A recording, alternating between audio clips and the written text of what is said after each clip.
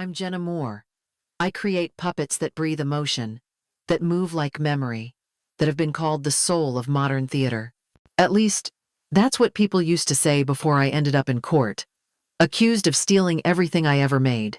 The courtroom was colder than I expected, not just in temperature, but in spirit. My palms were damp against the polished wood of the defendant's table, my breath caught somewhere between panic and disbelief. Across from me sat Margaret Hale, once my mentor, now my accuser, dressed in a soft gray suit with the kind of poise that makes a jury lean in before she even speaks. Her attorney stood like a conductor, commanding attention with every gesture. On an oversized board behind him were photos of my early puppets. He called them derivative, labeled them plagiarized in red capital letters that felt like scars. His voice was calm but cutting as he turned to the jury and said, "I'd built an empire from stolen bones." 15 years of work unraveled in front of me like a stage curtain torn open mid-scene. I could barely hear my own attorney whispering in my ear, something about objecting to the phrasing, maybe reminding me to breathe. All I could focus on was the photograph the opposing lawyer held up, one of the first puppets I ever made. I knew every groove in its wooden face. I had carved it while broke and barely sleeping, teaching myself techniques I couldn't afford to learn from someone else. Now it was being used as Exhibit A against me. Margaret hadn't spoken a word since we entered the room. She just watched me, her expression unreadable, like a director evaluating a flawed performance. Her silver hair was pulled tight, her gaze sharper than I remembered. 15 years ago, she handed me 3 unfinished puppets and told me she'd be back in 2 hours. She never returned. Not for the show, not for the puppets, not even for an explanation. And yet here she was, claiming those abandoned pieces were the genesis of every creation I had ever touched. The lawyer continued, spinning a story about betrayal and ambition.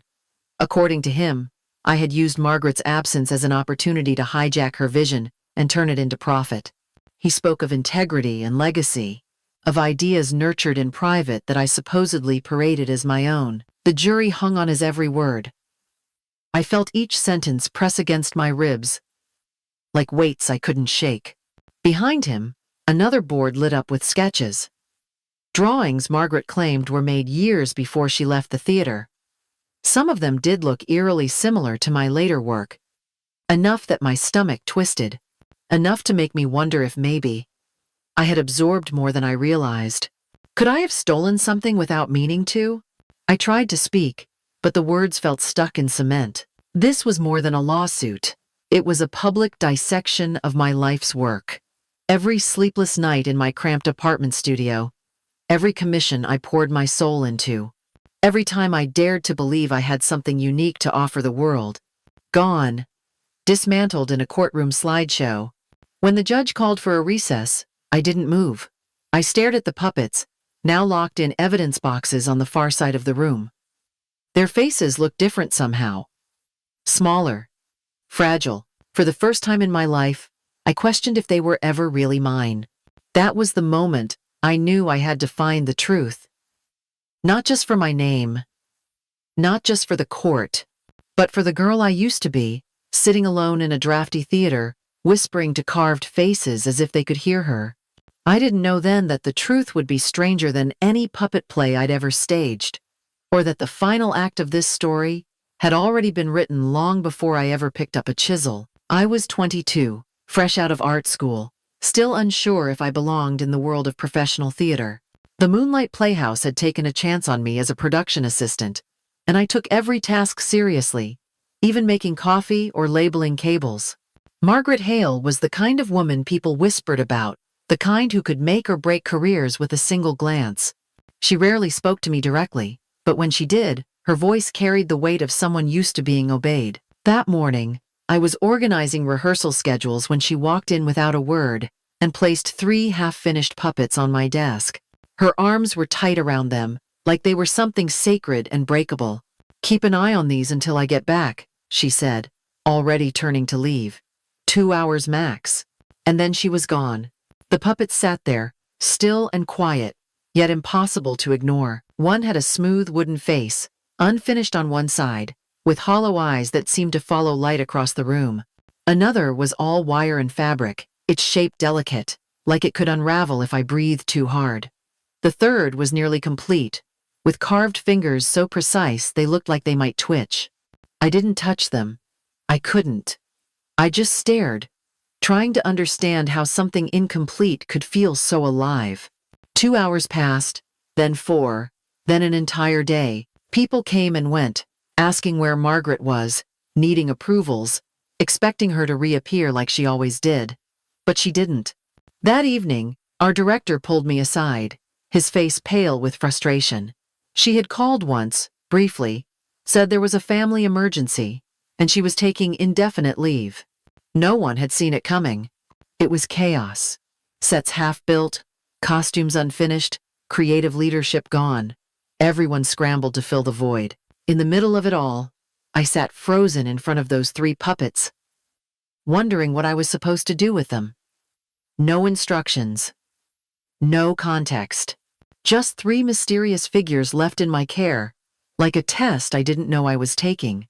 I didn't realize then that this moment would change the entire course of my life, that I hadn't just been asked to watch over props, but to inherit something much deeper, something that had been waiting, maybe even searching, for someone who would see more than wood and string. For 3 days, I did nothing but stare at them. The puppets Margaret left behind weren't like anything I'd studied in school or seen in books. Their joints moved with a kind of grace that didn't follow traditional mechanics, and the faces seemed to shift expression with the slightest tilt. I tried to replicate the construction at first, but every attempt fell apart in my hands. I didn't know what materials she'd used, or how she had achieved that illusion of breath. After a night of failures, I stopped trying to copy and started trying to feel. I sketched shapes that didn't exist yet, carved test joints from scrap wood, and burned through pages of notebooks with diagrams no one else would understand. I watched dancers rehearse in the next room and took notes on how their spines swayed with emotion. I stayed after hours, using the shop tools until the janitor flipped the lights off as a warning. Some of what I made looked ridiculous. One puppet bent too far back and stayed that way, like it had broken its spine. Another collapsed at the knees the moment I lifted it, but I kept going, not out of confidence but because I couldn't stop. Something about their unfinished state called to me. Not as a student, but as a kind of heir. The breakthrough came late one night when I replaced a complex joint with a simple double-ring swivel I'd invented from 2 washers and elastic. It moved differently. Not just efficiently, but naturally. Like I had always wanted to move that way. I adjusted the faces, layering thin pieces of shaped wood over flexible mesh so they would react to light, not just motion. I restitched the fabric limbs to hang with the weight of muscle, not stuffing, and when I was finally done, I brought them to rehearsal with my hands shaking from exhaustion. At first, no one spoke. The lead actress picked up the tallest puppet, cradling it like a scene partner. When she moved its arm, the whole body responded, as if it anticipated what she was trying to say. The room went silent. Then someone whispered, "It's breathing." That was the moment I realized something had shifted, not just in the puppets, in me. I hadn't restored someone else's vision. I had found my own. And whatever it was that lived inside those figures, it had found me, too. In the years that followed that first performance, I built a career brick by brick, puppet by puppet. What began as an emergency rescue job became a calling that consumed me in the best way. My apartment turned into a workshop, then a studio, then a company with assistants, commissions, and contracts across the country. I stopped chasing after other people's methods and started inventing my own. I studied how joints shifted under tension, how fabric draped like skin, how the slightest tilt of the head could carry an entire emotion.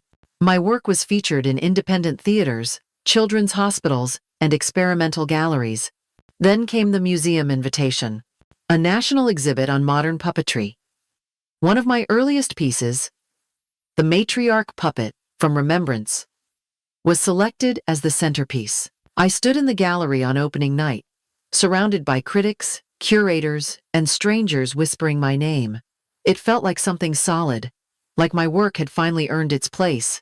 That feeling lasted exactly 4 days. My assistant handed me an envelope.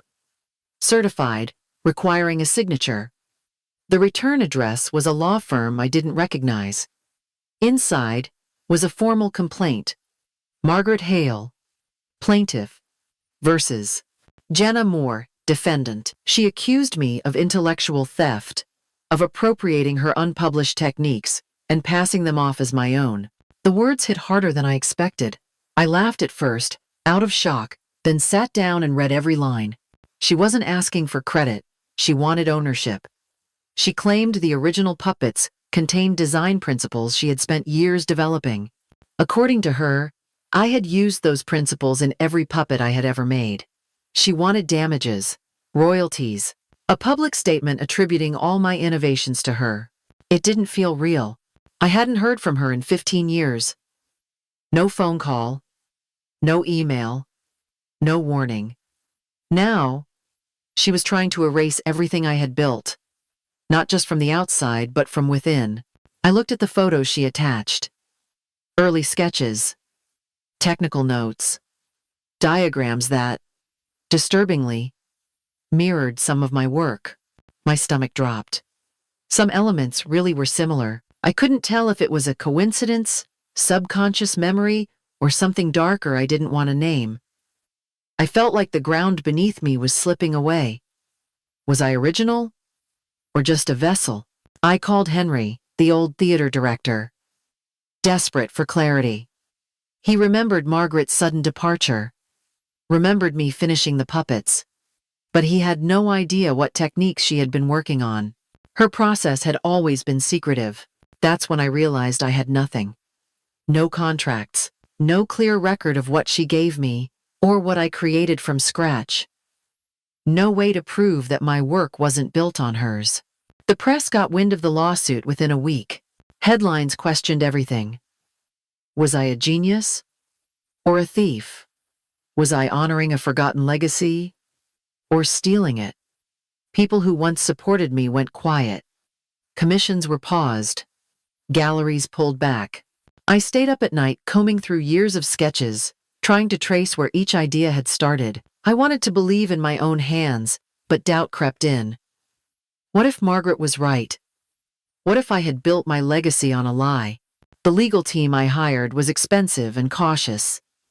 They warned me that her documentation looked airtight. She had dated notebooks, early prototypes, even testimonies from old colleagues. It didn't matter that she disappeared. It only mattered that she had proof. I felt betrayed, not just by Margaret, but by the very thing I had loved most. Puppetry had saved me, given me a voice, and now it was turning against me. Or maybe I was being forced to admit it had never been mine to begin with. I couldn't eat, couldn't sleep. I moved through the studio like a ghost, unsure what belonged to me anymore. Then one night, I pulled out a photo from my first days at Moonlight. Something about it caught my eye. A calendar. A name. A faint thread that would eventually unravel everything. I didn't know it yet, but the answer wasn't in a sketchbook or a courtroom. It was in my blood, and Margaret had known it all along. I was looking for comfort when I found it. Late one night, unable to sleep, I opened the old box of photographs from my first months at Moonlight, hoping to remember who I was before the lawsuit. Most of the photos were ordinary, group shots, backstage selfies, moments frozen in a blur of youth and fluorescent light. Then one image stopped me cold. It was taken in the break room, just me and a few other assistants. Nothing special. But in the background, on the wall behind us, there was a calendar for a puppet theater I didn't recognize. The name triggered something I couldn't quite place, like a word I'd forgotten how to say. I searched it online and fell into a rabbit hole of articles and archive pages. One link led to a local obituary from 30 years ago.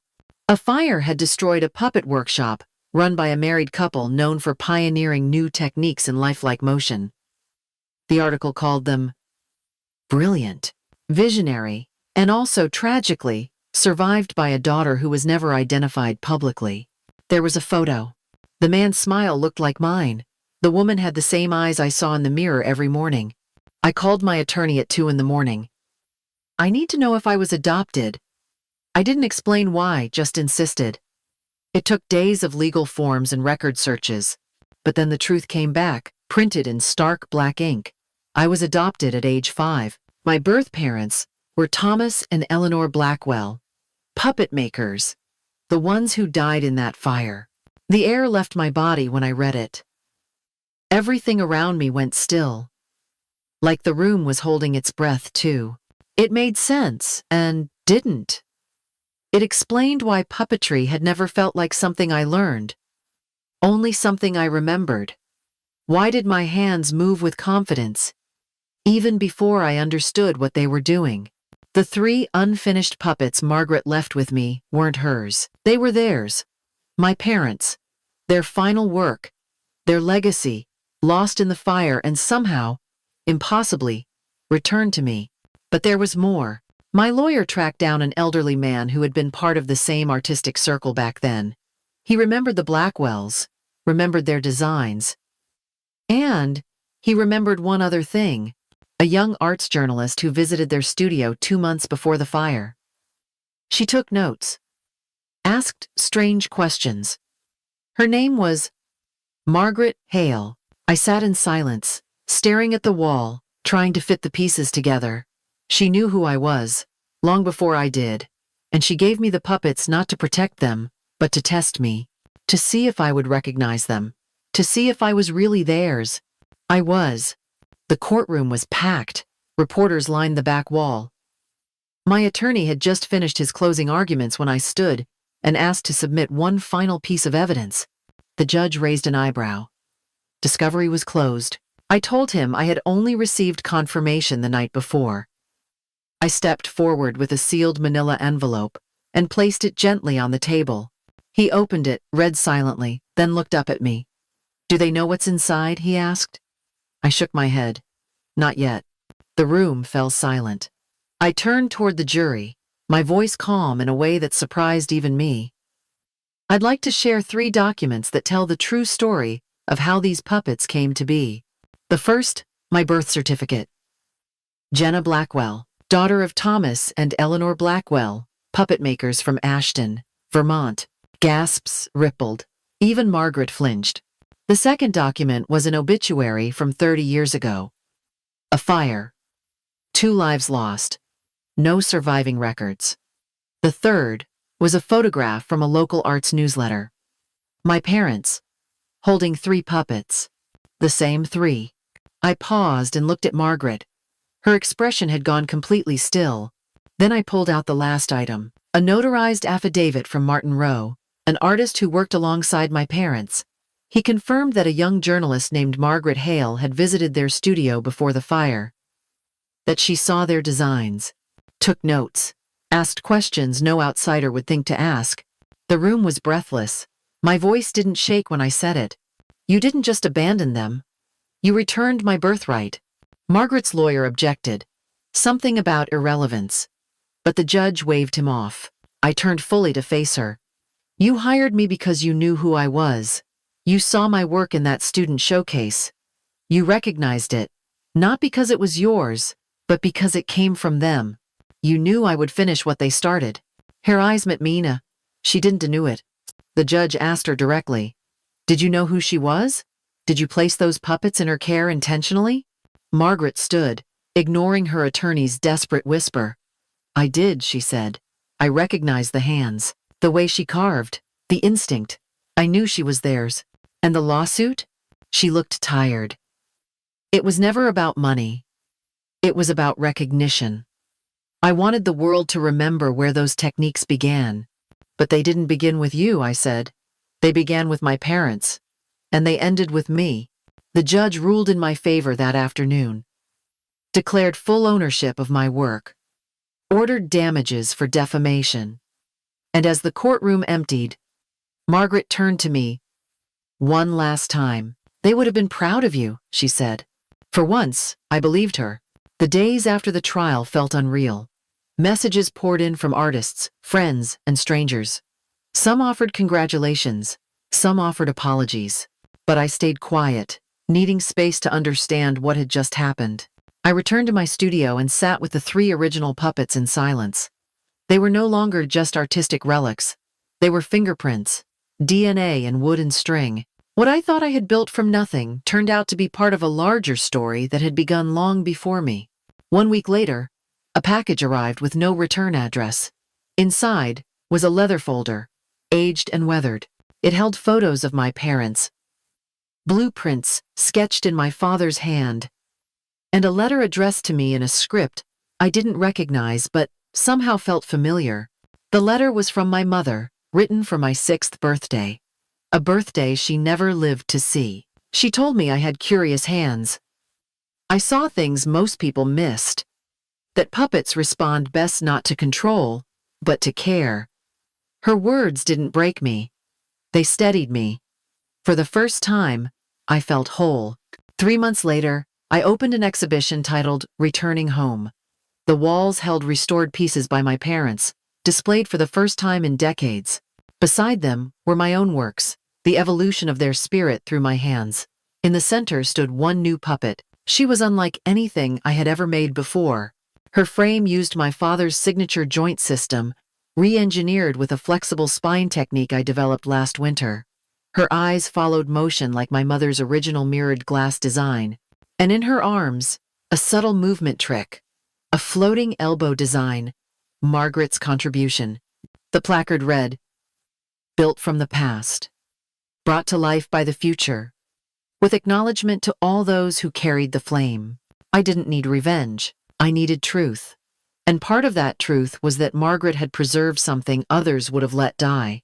Her actions were flawed, but somewhere in them lived intention and pain and perhaps regret. On opening night, the gallery was full. My voice shook as I welcomed everyone, but I didn't hide. I stood in front of a photo of my parents and spoke their names aloud. That moment felt like a door unlocking inside me, like the breath I'd been holding for years had finally exhaled. Near the end of the night, I saw her, standing quietly in the back, silver hair tucked behind one ear, her eyes locked on the central puppet.